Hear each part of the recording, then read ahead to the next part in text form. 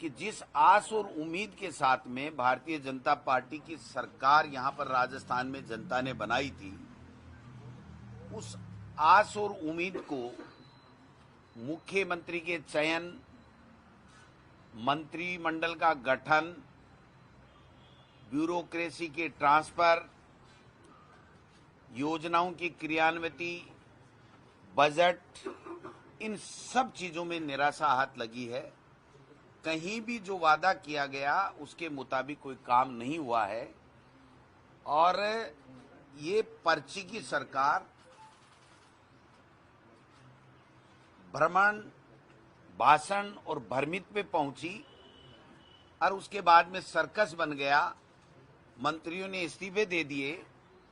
Bharatiya Janata party के प्रदेश मुख्यालय में बैठ करके कैबिनेट मंत्री ये एक हाथ जोड़ के कहता है कि मुख्यमंत्री जी, मैं आपसे निवेदन करता हूं, मेरा इस्तीफा स्वीकार कर लो, लेकिन आज तक उनके इस्तीफे का कोई फैसला नहीं आया। एक दिन मंत्री की डिजायर लेटर पैड पे साइन करते हैं, दूसरे दिन विधायक पे करते हैं। मंत्रिमंडल की बैठक में शामिल होते हैं तो जनता ये मानती है कि वो मंत्री हैं और दूसरे दिन कहते हैं मैं तो एसआई पेपर की भर्ती निरस्त कराने गया था, मेरा मंत्रिमंडल से कोई वास्ता नहीं है। तो इसलिए लोग बागों के एक जुबान पे आ गया कि ये सर्कस है और अब यूटर्न सरकार बन गई है। और यूटर्न सरकार इसलिए बन गई कि एक भी फैसला ये अपना, इन्होंने पहले कहा था कि 100 दिन में हमारी ट्रांसफर पॉलिसी को हम शामिल करेंगे, इन्होंने वापस यूटर्न ले लिया। अंग्रेजी मीडियम महात्मा गांधी स्कूलों को हम हिंदी मीडियम में कन्वर्ट कर देंगे, इन्होंने यूटर्न ले लिया। उसके बाद में मोबाइल पर प्रतिबंध लगाया, उसको वापस ले लिया। फिर उन्होंने कहा कि प्रारंभिक शिक्षा पंचायती राज से 6D के माध्यम से हम माध्यमिक शिक्षा में इनको ट्रांसफर करेंगे, वो वापस ले लिया। फिर कहा था कि जो सरप्लस टीचर्स हैं, जो अगेंस्ट पोस्ट बैठे हुए हैं, उन लोगों को हम समायोजन करेंगे, जो रिक्त पोस्टें हैं उनके ऊपर, उन्होंने वो भी नहीं किया। फिर मंत्री जी ने कहा कि दूध योजना बंद करके हम मोटे अनाज की योजना लाएंगे, उसको भी नहीं किया। और कल तो हद ही हो गई जब एक ट्रांसफरों की लिस्ट आई और 3 घंटे बाद में वो निरस्त हो गई। आना और निरस्त होने से बड़ी बात यह है कि मंत्री ये जवाब दे कि कुछ त्रुटियां रहेगी उसको सुधार करेंगे और यूडीएच मंत्री जारी करते हैं कि हमारे सेवर सदस्य जो नगरपालिका, नगर परिषद, नगर निगमों में, उसको भी 24 घंटे में निरस्त हो गई। तो मैं समझता हूं कि ये यूटर्न सरकार बन चुकी है, इसलिए जनता का इनसे मोह भंग हो चुका है। जनता के वेलफेयर के लिए इन्होंने गर्मियों में न पानी की व्यवस्था की लोगों के लिए, न बिजली की व्यवस्था कर पाए। बरसात में सड़क टूटी पड़ी है, उनकी बात नहीं कर पाए। बरसात में किसान की फसल खराब हो गई, उसका मुआवजा की बात नहीं कर पाए। कोट पैंट सिला लिए और विदेशों में भ्रमण कर रहे हैं और विदेशों में कोई इनसे मीटिंग ही नहीं कर पा रहा है। होटल में बैठ करके और पर्यटक की तरह घुमाई कर रहे हैं। तो ये राजस्थान की जनता देख रही है और इस चुनाव में मैं समझता हूं कि उपचुनाव के अंदर इनको सबक सिखाएगी कि आप जनता के लिए, जनता ने आपको बनाया था, इसलिए जनता के लिए काम कीजिए। आज एक एमएलए ये नहीं कह सकता कि मैं इस सरकार में ये काम, सही काम भी करा सकता हूं। एक मंत्री नहीं कह सकता, मुख्यमंत्री नहीं कह सकता। ब्यूरोक्रेसी का भी मनोबल टूटा पड़ा है। 3-4 ग्रुप हो गए हैं, कोई किधर खींच रहा है, कोई किधर खींच रहा है। तो ऐसे में राजस्थान में जनता ने सरकार बनाई, लेकिन सर्कस देखने को मिल रहा है। गुड गवर्नेंस नाम की चीज नहीं है। आप बताइए कि एसपी की, अगर उसी के मातहत कार्मिक अगर उसकी लोकेशन ट्रेस कर रहे हैं और आज तक सरकार की तरफ से कोई एक्शन की बात नहीं आ रही है, तो ये महिला सशक्तिकरण की या महिला अपराध को रोकने की दिशा में कोई काम करने की बात ये लोग कैसे कह सकते हैं? आए दिन हमारी नाबालिग बेटियों के साथ में बलात्कार हो रहा है, माफिया हावी है, चाहे वो खनन माफिया हो, लैंड माफिया हो। और ये तो एक ही एक बात कर रहे हैं, रोजाना पढ़ने को मिलता है। 2 मंत्री कहते हैं कि एसआई की भर्ती निरस्त होगी, तीसरा कहता नहीं होगी, चौथा अफसर कहता है कि ये हो गया, पांचवा कहता है ये हो गया। भाई साहब, ये सर्कस दिखाना तो बंद करो, जो निर्णय लेना हो निर्णय लो, और नई भर्तियां निकाल करके नौजवानों को, बेरोजगारों को रोजगार देने का काम करो।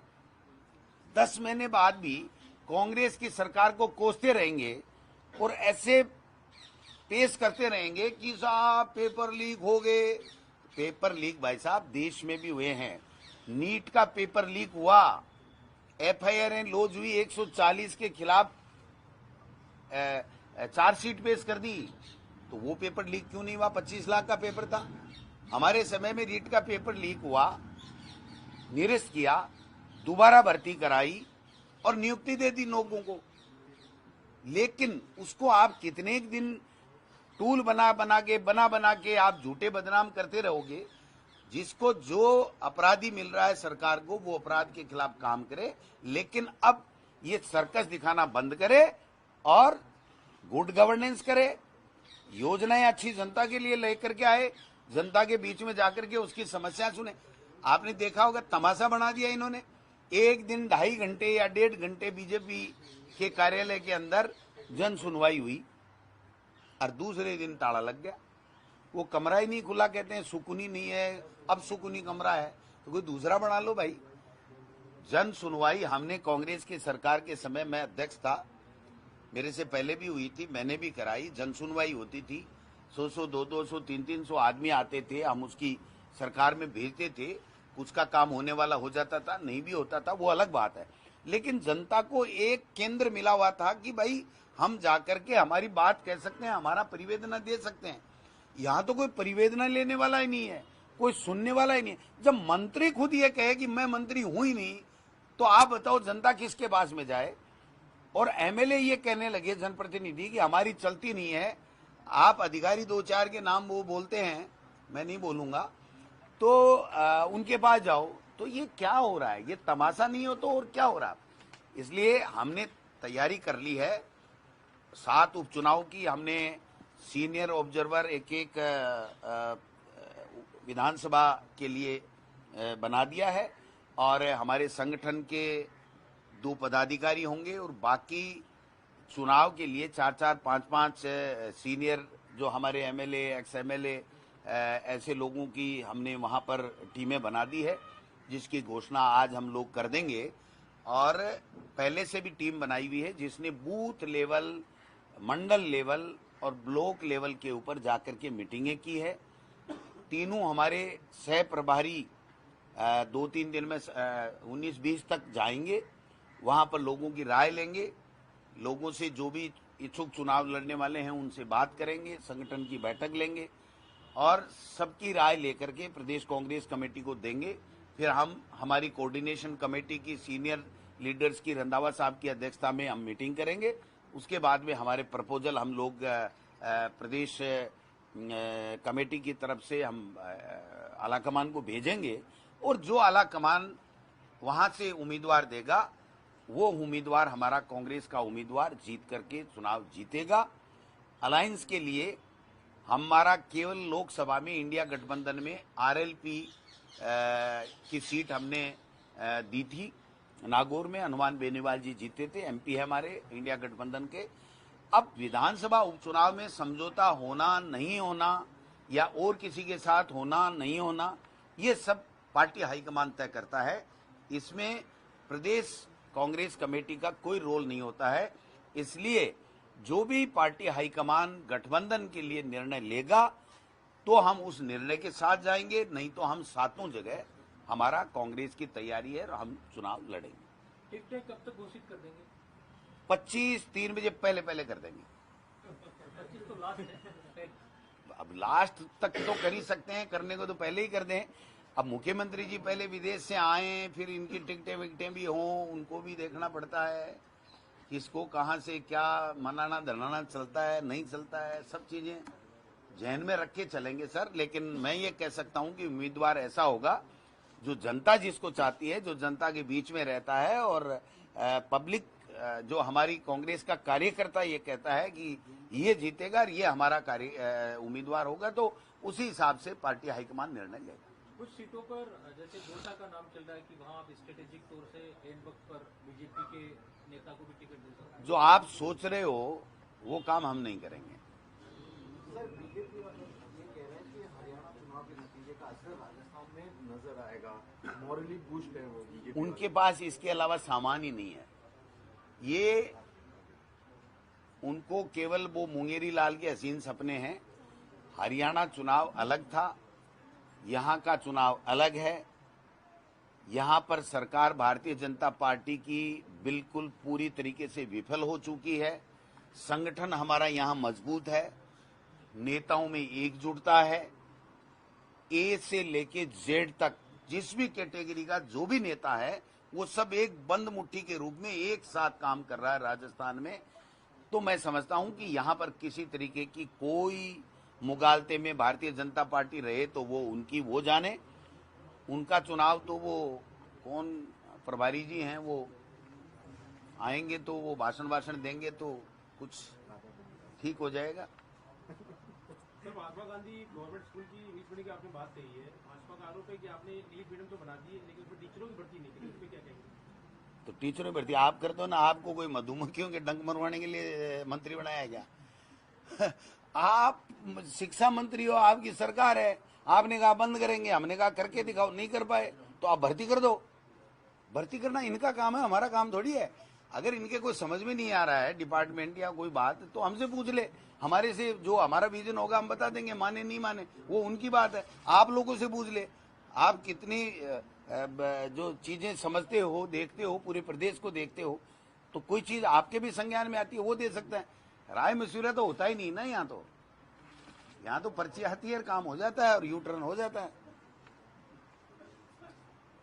भगवान बेनीवाल आप पर तंज कस रहे हैं और आप उन्हें सम्मानीय बता रहे हैं। आपको क्या तकलीफ है भाई, मेरे पे कस रहे हैं नहीं कस रहे हैं? हमारा सम्मानित सांसद है ना, तो कहाँ दिक्कत आ रही है? आप तो देख रहे हो कि कुछ न कुछ लेके जाऊं, लेकिन वो गोविंद डोटासरा पहले वाला नहीं रहा। सर, बीजेपी ये भी कह रही है कि डोटासरा जी ने फिगर ली है आरोप लगाने काय का?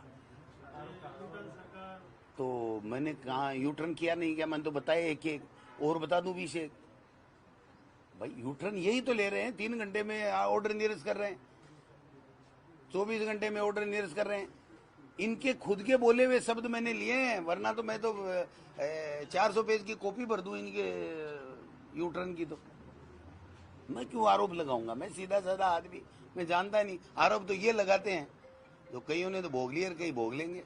राष्ट्र जी, महिला सुरक्षा का जो मुद्दा किया है, IAS की जो लोकेशन प्लेस की गई उसी विभाग के पुलिसकर्मी द्वारा कार्रवाई के नाम पर उनको सस्पेंड किया गया। आगे किस तरह की कार्रवाई का जिक्र करें, क्या होना चाहिए? कौन करे? तो मुख्यमंत्री तो विदेश में है और मुख्यमंत्री जी गृह मंत्री हैं, तो अब किरोड़ जी तो ये फैसला कर नहीं सकते। तो कौन करे? मुख्यमंत्री करे। उनसे पूछो, बीजेपी की बेट देखने वाले आपके जो मित्र हैं उनको कहो कि मुख्यमंत्री जी से पूछो, भाई आप गृह मंत्री हो, कब तक इनके खिलाफ क्या करोगे? अब मैं तो क्या कर, मैं तो यही कह सकता हूं कि ये बातें अच्छी नहीं है, ये बातें अच्छी नहीं है। आप महिला सशक्तिकरण की बात कर रहे हो और एक IPS अधिकारी जो देश की सबसे बड़ी नौकरी होती है, अगर उसका मातहती उसकी लोकेशन ट्रेस कर रहा है तो ये हमारे लिए, पूरे प्रदेश के लिए गंभीर बात है। इतनी सी बात है, बाकी तो वो जाने उनको कार्रवाई करनी नहीं करनी, क्या करनी, जांच करनी नहीं करनी, वो तो उनके हाथ में है ना सब। वो तो अभी तो कांग्रेस वालों की जांचें करने में लगे हुए हैं, उनको फुर्सत कहाँ है अपनी जांचें करने में? उनकी जांच तो हम कराएंगे, समय आएगा 3-4 साल बाद में। आप भी उतना ही टाइम लोगे, फटाफट कर दो है टाइम उतना ही लोगे, फटाफट कर दो। बोले सीटा पूरा तोल जो, बोलो ताकड़े पर बैठाए तो शुरू गद्दी पर है, वो देखागा 4 साल बाद में। हाल तो टाइम है भाई। सर, उदयपुर में जो गोविंदा में कैंसर द्वारा हमले हुए आदिवासियों को मुआवजा नहीं मिलने पर वो बहुत गंभीर बात है, बहुत ही गंभीर बात है। 9-9, 10-10 लोगों की जानें चली गई और ये सरकार की संवेदनहीनता की पराकाष्ठा है कि उसमें कोई चर्चा ही नहीं। इनके तो सुबह उठो तो अखबार में देखो ऐसा ही भर्ती का क्या आया खटका। तो भाई इस खटके को बंद करो, इस सर्कस को बंद करो, जो करना है फैसला ले लो और आप गुड गवर्नेंस दो। जो पीड़ित लोग हैं, परेशान लोग हैं, उनकी मदद करो, ये काम करो।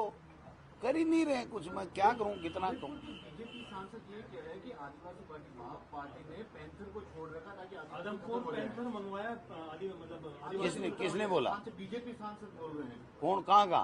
उदयपुर का। वो ही जाने भाई, उनके ज्ञान पे मैं तो टिप्पणी करने लायक हूँ नहीं। मैं तो करूंगा आदिवासियों को मुआवजा तो समय पर नहीं, मिलना चाहिए ना। हमने दिया था ना, हमारी सरकार के समय टाइगर से अटैक से हो गया था, उसको पैसे दिए थे हमने। 8 लाख तो मेरे ध्यान में, ज्यादा का मैं नहीं कह सकता। बातें तो कही हैं, पैंथर के मामले में अलवर में तो फिर बताओ। अब ये तो कुछ कर नहीं रहे ना भाई साहब। तो ये तो भ्रमण पे निकले हुए हैं ना। सर, ये बाइपोल के पहले एआईसीसी ने गहलोत जी और पायलट साहब को महाराष्ट्र भेज दिया, तो इस पे आप क्या कहेंगे? तो नहीं भेजना चाहिए। नहीं, उनको इसलिए भेज दिया कि ताकि यहाँ पे ज्यादा टाइम ना, उनके बीच क्यों? जो राइवलरी है उसको। क्यों यार? चुनाव से डाइवर्ट कर दिया गया सर। हाँ, यार बड़ा जोरदार सवाल है। क्या बात है, क्या बात है। लाया कुछ मिला नहीं इतनी देर में, इसलिए अब कुछ ना कुछ। सवाल तो है। कुछ नहीं, कोई सवाल नहीं। वहाँ की जिम्मेदारी भी निभाएंगे, यहाँ की उपचुनाव को भी देखेंगे, और दोनों ही हमारे वरिष्ठ नेता हैं। पूरे हिंदुस्तान में भी काम करेंगे, राजस्थान में भी काम करेंगे, और सब मिलकर के इस भारतीय जनता पार्टी का सुपड़ा साफ करेंगे। राजस्थान में 7 सीट का आपने अब थारो पेट भरियो को क्या खबराऊं, तो कुछ कहीं घड़ी कह दिए चलाया तो। 7 सीट का कल हो गया। अब प्रचार कैसे करेंगे? कुछ अब प्रचार में क्या प्रमुख मुद्दे रहेंगे आपके? वो तो मुद्दे तो भाई साहब इन्होंने ही दे रखे हैं, हम तो क्या मुद्दे लेंगे बताओ, कर लेंगे। हनुमान बेनीवाल जी साथ में तालमेल बैठा है क्या? हनुमान बेनीवाल हमारा इंडिया गठबंधन का सम्मानित सांसद है, तो तालमेल ये है। कब टूटा मिला तालमेल? कोई टूटा मिला आपको? तालमेल ये इंडिया गठबंधन का सम्मानित सांसद है।